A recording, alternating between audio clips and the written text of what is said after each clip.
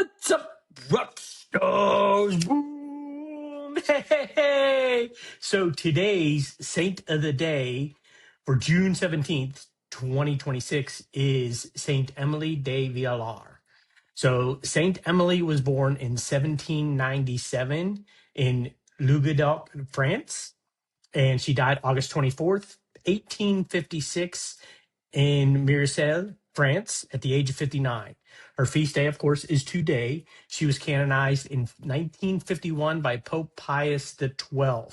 She founded the Congregation of Sisters of St. Joseph of the Apparition in 1832 and which grew to 40 houses in her lifetime.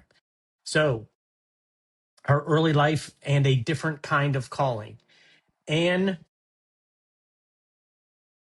there's a whole bunch. She's got a bunch of names. So she started off. Anne Marguerite Adeline Emily de Vialar was born in 1797 and in southern France to an aristocratic family. Got a trend going here with these saints the last few days. Born into some influential and some wealthy families. So her family had connections to the royal court. Her maternal grandfather was physician to King Louis the 18th and Charles the 10th. She had every advantage the world could offer. But when she was pulled from her Paris schooling at 15 to keep the house for her widowed father, tensions quickly emerged. Emily refused to consider marriage. Her father could not understand why his daughter, beautiful, educated, well connected, would not simply take her right place in society. What he didn't fully see was that Emily already knew what she was for. She just needed the means to do it. 15 years of hidden service. From roughly age 15 to 35, Emily was known as the Good Angel of Garec. I think that's how you pronounce it. I'm not good with those French words, French names. She devoted herself to neglected children, the sick, and the poor of the town. No congregation, no habit, no formal institution, just a woman with a heart on fire doing the work in front of her day after day, year after year. So much to take away from that. It's worth pausing here, though. 15 years is a long time to serve without recognition, without a title, without a structure. But Emily wasn't waiting for permission. She was becoming who she was supposed to be, and in 1832, everything changed. Emily's maternal grandmother died and left her a considerable fortune in 1832.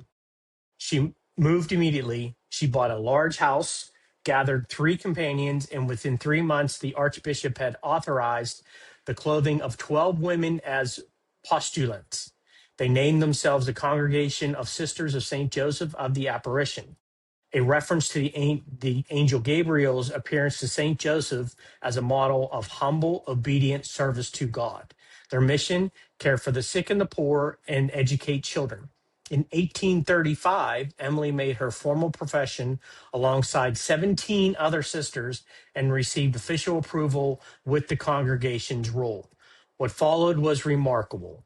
Within 22 years, Emily personally founded or oversaw the growth of the congregation to some 40 houses, not just in France, but in Algeria, Tunisia, Malta, Greece, and the Holy Land. She brought her sisters into Muslim majority North Africa at the time when it was required extraordinary courage and diplomatic skill, establishing hospitals, schools, and care for the sick across cultures and borders. So, what are our takeaways? Key contributions: spent 15 years as a lay servant of the poor before having the means to act on a larger scale. Talk about patience, a model of faithful waiting and hidden service. Founded the Sisters of St. Joseph of the Apparition in 1832, using her entire inheritance to launch the congregation. Grew the congregation to 40 houses in 22 years, personally establishing a mission in France, Algeria,